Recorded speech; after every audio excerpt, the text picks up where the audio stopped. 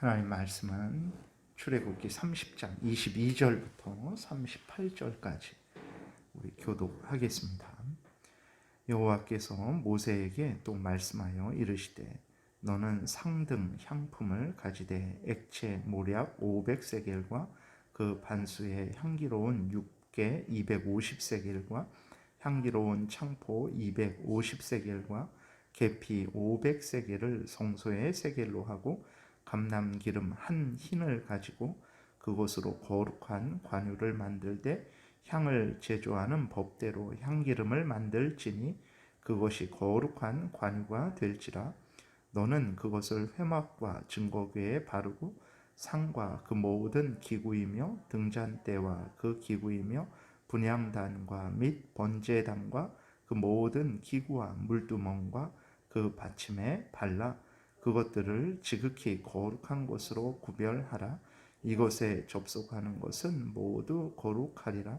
너는 아론과 그의 아들들에게 기름을 발라 그들을 거룩하게 하고 그들이 내게 제사장 직분을 행하게 하고 이스라엘 자손에게 말하여 이르기를 이것은 너희 대대로 내게 거룩한 관유니 사람의 몸에 붓지 말며 이 방법대로 이와 같은 것을 만들지 말라. 이는 거룩하니 너희는 거룩히 여기라. 이와 같은 것을 만드는 자와 이것을 타인에게 붓는 모든 자는 그 백성 중에서 끊어지리라 하라.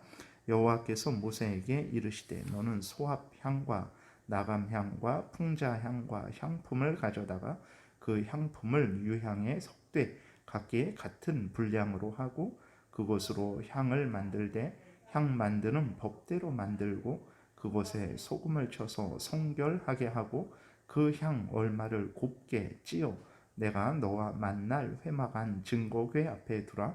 이 향은 너희에게 지극히 거룩하니라. 내가 여호와를 위하여 만들 향은 거룩한 것이니 너희를 위하여는 그 방법대로 만들지 말라. 냄새를 맡으려고 이 같은 것을 만드는 모든 자는 그 백성 중에서 끊어지리라. 아멘. 기도드리겠습니다. 살아계신 하나님 아버지 감사합니다. 이 시간 하나님의 말씀을 전하고 듣습니다. 성령께서 역사하셔서 하나님의 뜻을 잘 깨달아 알게 도우시고 또 하나님이 알려주시는 대로 잘 믿고 따르게 도우소서. 감사드리고 예수 그리스도의 이름으로 기도드렸습니다. 아멘. 오늘 그 읽은 본문에서 22절부터는 하나님께서 거룩한 관유를 만들라 이렇게 말씀을 하십니다. 관유라는 것은 이제 향기름, 제사장과 성막의 각종 기물들에 발라서 그것들을 성별하기 위해서 하나님이 만들라 명령하신 기름입니다. 이것을 만드는 재료들과 그 양이 아주 자세하게 기록이 되어 있어요. 참고로 한 세겔 하면 11g 정도 되는 거예요. 그러니까 한 금으로 따지면 한 3돈 정도 될 겁니다. 그 다음에 한 흰은 이제 3.6리터, 그러니까 한 2대 정도 되는 그러한 양이라는 것을 우리가 이렇게 또 생각하면 되겠습니다. 이렇게 재료와 양까지 자세하게 하나님이 알려주신 것은 하나님께서 모세와 또 이스라엘 백성들로 하여금 또 제사장 아론과 그 아들들로 하여금 오직 하나님이 지시하신 대로만 행해야 됨을 철저하게 가르치는 것이라는 것을 우리가 마음에 또 깊이 새겨야 되는 것입니다. 오늘 우리들도 마찬가지예요. 하나님께서 예배를 드릴 때, 기도를 드릴 때, 우리가 모든 삶을 살아갈 때 원하시는 것이 무엇이냐? 하나님은 성경에서 알려주신 대로 우리가 믿고 따르기를 바라신다라는 것을 우리도 마음에 깊이 새겨야 되는 것입니다. 이것이 구약과 신약의 모든 하나님의 백성들을 향한 하나님의 뜻이에요. 이것이 얼마나 중요했던지 하나님께서 광야 40년을 통해서 점검하신 것, 이스라엘 백성들을 점검하신 것, 가나안 땅에 들어가기 전에 하나님께서 이스라엘 백성들의 간절히 부탁하신 것, 다른 것이 아니고 하나님의 말씀을 따라서 살아가는 것이라는 것을 우리가 성경을 통해서 확인하게 됩니다. 신명기 8장 1절에 보게 되면 1절부터 6절까지 제가 읽어드리겠습니다. 이렇게 기록이 되어 있어요. 내가 오늘 명하는 모든 명령을 너희는 지켜 행하라. 그리하면 너희가 살고 번성하고 여호와께서 너희의 조상들에게 맹세하신 땅에 들어가서 그것을 차지하리라. 내 하나님 여호와께서 이 40년 동안에 내게 광야 길을 걷게 하신 것을 기억하라. 이는 너를 낮추시며 너를 시험하사 내 마음이 어떠한지 그 명령을 지키는지 지키지 않는지 알려 하려 하심이라. 너를 낮추시며 너를 줄이게 하시며 또 너도 알지 못하며 내 조상들도 알지 못하던 만나를 내게 먹이신 것은 사람이 떡으로만 사는 것이 아니요 여호와의 입에서 나오는 모든 말씀으로 사는 줄을 내가 알게 하려 하심이니라. 이 40년 동안에 내 의복이 헤어지지 아니하였고 내 발이 부르트지 아니하였느니라. 너는 사람이 그 아들을 징계함 같이 내 하나님 여호와께서 너를 징계하시는 줄 마음에 생각하고 내 하나님 여호와의 명령을 지켜 그의 길을 따라가며 그를 경외할지니라. 이렇게 말씀을 하고 계십니다. 그래서 하나님께서 광야 40년 동안에 이스라엘 백성들이 어떤 마음을 가지고 있을까, 그리고 또 어떤 마음과 태도로 하루하루를 살아갈까, 앞으로 어떻게 살아갈지 다짐할까, 그랬을 때 가장 중요하게 보신 것은 바로 하나님의 말씀을 따라서 살아가는 그것을 확인하시려고 하셨다라는 것을 우리에게 알려주시는 것입니다. 그래서 오늘도 정말 하나님이 우리에게 원하시는 것 다른 거 없습니다. 하나님이 성경을 통해서 알려주신 대로 믿고 따르는 것, 그것을 하나님이 우리에게 원하시는 것이고, 그때 하나님의 영광이 드러나는 거예요. 우리 마음대로 관유를 만들 때 그때 그 관유가 가장 가치 있게 될까요? 가장 유용하게 될까요? 그러지 않습니다. 하나님이 알려주신 대로 만들 때 하나님이 그 관유를 기뻐하시는 것이고 그 사용에 있어서 복을 주시는 것이라는 것을 우리가 잊지 말아야 됩니다. 그래서 항상 하나님이 우리에게 원하시는 것은 하나님이 알려주신 대로 믿고 따르는 것, 이것은 성경대로 믿고 따르는 것, 이것을 우리에게 원하신다라는 것을 우리가 기억하고 범사에 성경 말씀을 따라서 교회에서뿐만 아니라 가정에서도 직장에서도 무엇을 하든지 항상 성경 말씀을 따라서 나아가야 될 것입니다. 26절부터 보게 되면 또 이것을 회막, 증거계, 상, 또 모든 그러한 기구들, 등잔대와 그 모든 기구들, 분향단, 번제단, 물두멍 모든 것에 또 아론과 그 아들들에게도 발라서 거룩하게 하라 이렇게 말씀을 하세요. 관유를 바르는 것은 이제 하나님께 성별되는 것을 나타내는 거예요. 구별되는 것을 거룩하게 하라 그랬을 때 그 거룩하다라는 것은 어떤 의미냐면 구별된다라는 의미입니다. 그래서 예를 들어서 하나님이 거룩하시다 그러면 하나님은 구별되시는 분이다. 무엇과 구별되냐? 첫 번째로는 피조물과 구별되는 거죠. 하나님은 피조물과 같지 않습니다. 하나님은 창조주 되시고 이 땅에 있는 우리들을 포함해서 모든 것들은 피조물이죠. 그러니까 하나님이 거룩하다. 하나님은 창조주시다. 피조물들과 구별된다. 그 다음에 두 번째로 무엇과 구별됩니까? 죄와 구별되죠. 하나님은 거룩하신 하나님은 죄가 전혀 없으시다라는 것을 우리가 그렇게 항상 분명하게 믿음으로 고백을 하고 있죠. 그래서 거룩하다라는 것은 구별된다라는 거예요. 그래서 이 관유를 바른 것은 하나님께서 관유를 발라서 구별되게 해라라고 이렇게 말씀을 하신 것이라는 것을 우리가 기억해야 되고, 그 다음에 또 관유를 바르는 것은 이제 성령의 임하심을 또 나타내는 것이기도 합니다. 그래서 하나님께서 그 성령의 도우심을 알려주실 때 그 성경에 있는 대로 관유를 발라서 그렇게 성령께서 또 임하셔서 도우신다라는 것을 우리에게 알려주시는 것이죠. 그리고 31절부터는 이 관유를 만들지도 말고 다른데 사용하지도 말라 말씀을 하세요.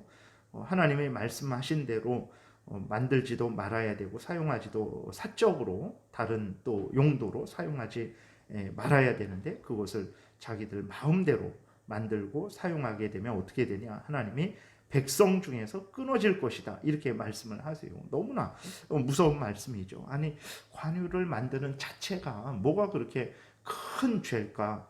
죄죠. 그러니까 첫 번째로는 하나님이 만들지 말라 그러셨는데 만드는 거예요. 사적으로 사용하지 말라 그랬는데 사적으로 사용하면 하나님의 명령을 어긴 거죠. 하나님의 명령을 어긴 것이 죄입니다. 하나님의 명령을 어긴 것이 죄고 그 명령을 따르되 온전히 따르지 못하는 게 죄죠. 그렇기 때문에 죄에 대한 형벌은 하나님의 말씀을 어긴 신의 법을 어긴 거죠. 하나님의 법을 어겼기 때문에 그것은 당연히 사망의 형벌을 받는 것입니다. 그리고 또 하나는 이제 하나님께서 이 관유를 통해서 무엇을 드러내십니까? 하나님께 거룩히 구별된다라는 것을 드러내시는 거죠. 이 성막도 성막에 있는 모든 기구들도 그 다음에 아론과 그 아들들 제사장들도 그 모든 것들도 하나님께서 특별히 구별해서 거룩하게 세우시고 그것을 통해서 하나님의 뜻을 알려주시고 하나님의 은혜를 내려주시고 무엇보다도 예수 그리스도를 통해서 하나님과 교제한다라는 것을 이제 나타내는 거죠. 이렇게 하나님께서 관유를 통해서 하나님이 이스라엘 백성들에게 이것은 그냥 어떤 복을 주는데 어떤 선물을 주는데 10개를 주는데 내가 20개를 주겠다 100개를 더 주겠다 이런 차원의 문제가 아니라 이것은 거룩하신 하나님을 드러내고 거룩하신 하나님의 뜻을 드러내는 것이고 무엇보다도 죄에서 우리를 구원하시는 구원자 예수 그리스도를 그 예수 그리스도의 십자가의 대속을 증거하는데 이 모든 것들이 사용되는 거죠.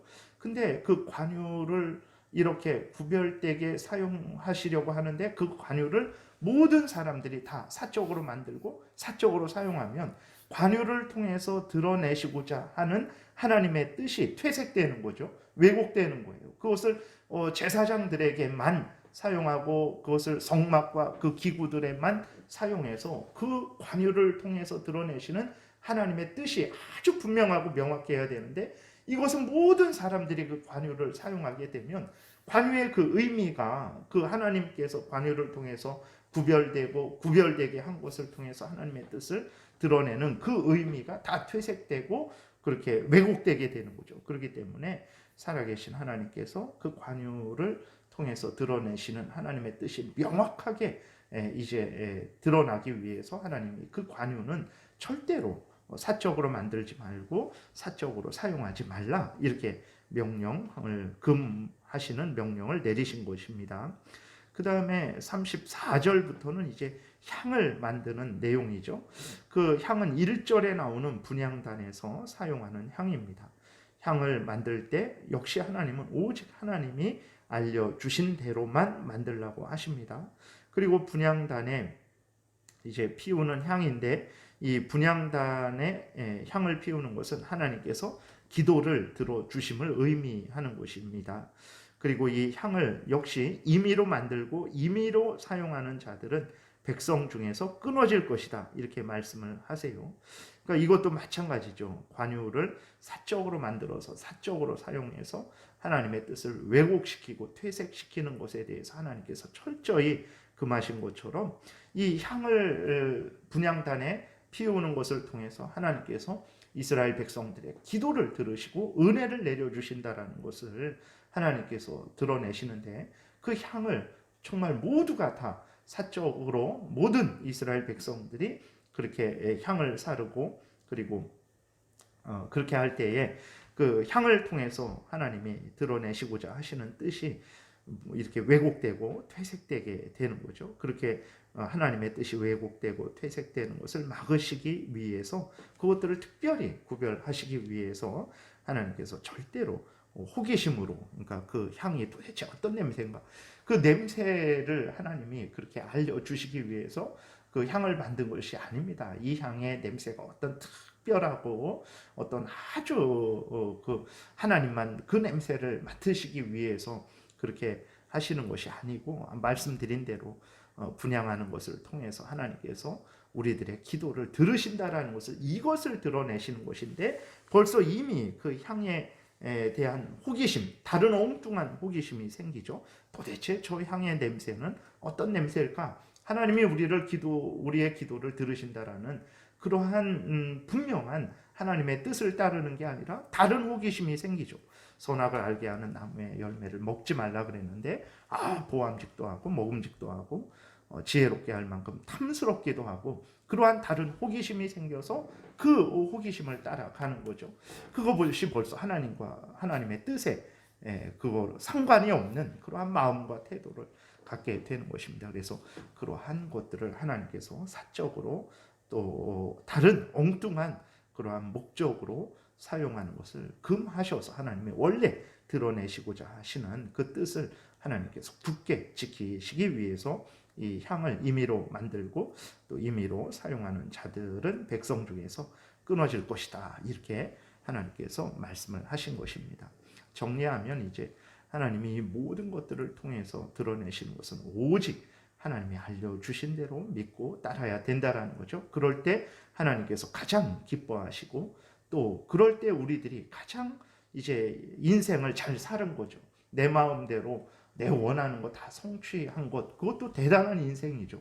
그 한 인간이 자기의 뜻을 따라서 정말 한결같이 일관되게 온 힘을 다해서 그렇게 자기의 뜻을 성취하는 거 얼마나 칭찬받을 일입니까? 그러나 그것과 비교할 수 없는 것은 하나님이 알려주신 대로 모든 삶을 하나님의 뜻을 따라서 살아가는 것, 이것이 바로 인간의 본분이고 또 가장 하나님의 영광을 드러내는 일이고 또 가장 하나님의 크신 은혜를 우리가 누리는 유일한 길이죠. 하나님의 말씀을 따라 살아가게 되면 예수 그리스도께서 요한복음 14장에서 말씀을 하신 대로 하나님도 또 예수 그리스도도 그를 사랑하고 그와 함께 거하겠다라고 이렇게 말씀을 하시니까 하나님의 은혜를 가장 많이 누리는 유일한 길은 하나님의 말씀을 따라서 살아가는 길이라는 것을 우리가 다시 한번 명심해야 되겠습니다. 그리고 이렇게 하나님의 말씀을 따라 살아갈 때 이웃에게도 가장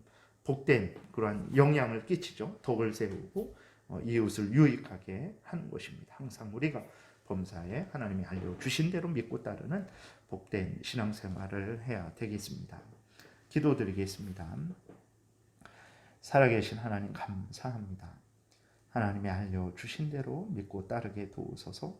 하나님이 우리를 향해서 말씀하신 이 모든 말씀은 생명의 말씀이요 진리의 말씀이요 우리로 인생길에 등불과 빛이 되게 하는 말씀이요 악한 사탄 마귀의 괴계를 분별하게 하고 맞서 싸워 승리하게 하는 말씀이요 천국을 향하여 올곧게 걸어가게 하는 말씀인 줄을 믿습니다. 알려주신 대로 믿고 따르는 복된 우리의 모든 인생이 되게 도우소서. 예수 그리스도의 이름으로 기도드렸습니다. 아멘.